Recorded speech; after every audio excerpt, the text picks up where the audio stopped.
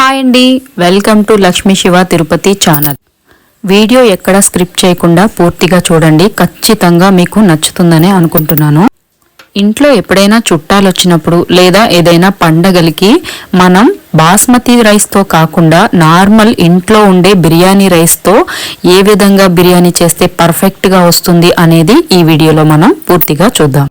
5 కేజీల బిర్యానీ తయారీ కోసం 1/2 కేజీ టమాటా, 1/2 కేజీ ఆనియన్స్, 100 గ్రాముల పచ్చిమిర్చి, 1 కట్ట పుదీనా, 1 కట్ట కొత్తిమీర తరిగి పెట్టుకోండి.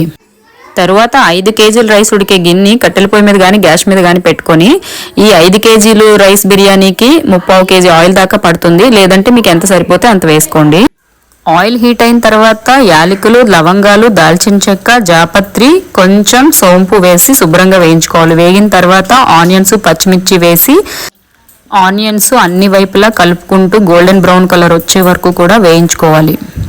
చాలా మంది ఆనియన్స్ కొంచెం వేగగానే మిగిలినవన్నీ వేసేస్తూ ఉంటారు. కానీ ఆనియన్స్ ఎంత బాగా ఫ్రై అయితే అంత బాగా మనకి బిర్యానీ టేస్ట్ అనేది పెరుగుతుందన్నమాట. ఈ విషయం ఎట్టి పరిస్థితుల్లోనూ బిర్యానీ చేసేటప్పుడు మర్చిపోవద్దు.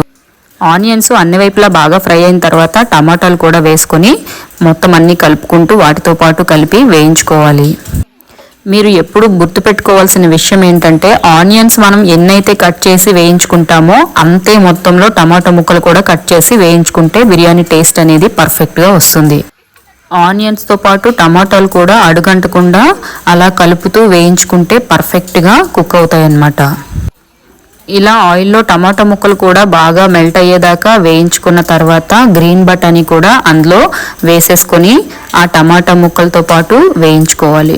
గ్రీన్ బటానీ శుభ్రంగా వేగిన తర్వాత అల్లం వెల్లుల్లి పేస్ట్ 200 గ్రాముల వరకు వేసుకోవాలి. ఒకవేళ మీకు 200 గ్రాములు ఎలా అనేది తెలియకపోతే మీ చేత్తో 2 సార్లు పట్టేంత అల్లం వెల్లుల్లి పేస్ట్ అయితే వేయాలి. అల్లం వెల్లుల్లి పేస్ట్ వేసిన తర్వాత ఆ అల్లం వెల్లుల్లి పేస్ట్ని కూడా శుభ్రంగా కలుపుకొని పచ్చివాసన పోయేంత వరకు వేయించుకోవాలి. వేయించుకున్న తర్వాత 100 గ్రాములు బిర్యానీ మసాలా పొడి, 100 గ్రాములు గరం మసాలా పొడి, 50 గ్రాములు ధనియాల పొడి, 50 గ్రాములు చికెన్ మసాలా పొడి, 30 గ్రాములు పచ్చికారం ఇవన్నీ కలిపి వేసుకున్న తర్వాత ఆ పొడులన్నీ కూడా శుభ్రంగా కలిసేలాగా అడుగంటకుండా చాలాసేపు అలా కలుపుతూ ఆ పొడులన్నీ వేగేదాకా వేయించుకోవాలి.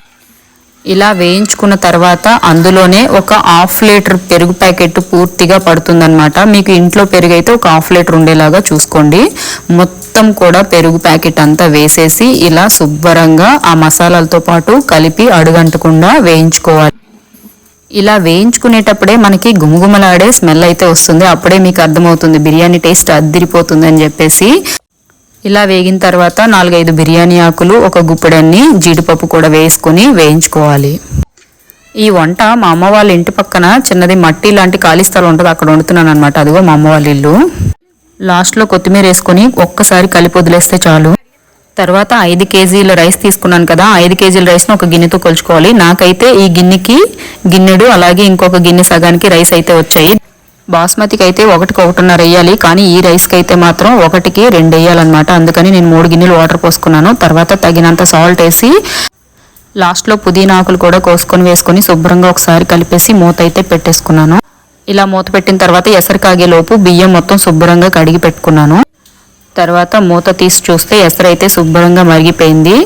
చూసారు కదా, ఎసరు మరిగిన తర్వాత మనం రైస్ అంతా ఒక్క వాటర్ డ్రాప్ కూడా లేకుండా శుభ్రంగా వాటర్ వడకట్టుకొని వేసుకోవాలి. లేదంటే మనం వేసిన ఎసరికి వాటర్తో కానీ వేస్తే కొంచెం రైస్ ముద్దయ్యే అవకాశం ఉంది. కాబట్టి వాటర్ లేకుండా చూసుకొని మొత్తం అంతా ఇలా రైస్ ఇందులోకి వేసుకొని శుభ్రంగా కలుపుకొని మళ్ళీ మనం టేస్ట్ ఒకసారి ఉప్పు సరిపోయిందో లేదో చూసుకుంటే ఇంకా పర్ఫెక్ట్గా వస్తుంది అనమాట. ఎందుకంటే మళ్ళీ ఉప్పు తక్కువ ఎక్కువ అయితే ఇబ్బంది కదా, అందుకని చెప్పేసి టేస్ట్ చూసి మళ్ళీ ఒకసారి మూత పెట్టేసి అలానే కాసేపు ఉడకనివ్వాలి. కాసేపు ఉడికిన తర్వాత దగ్గర పడిందో లేదో చూసుకొని వాటర్ అంతా ఇంకిపోయిన తర్వాత మంట మొత్తం తీసేయాలి.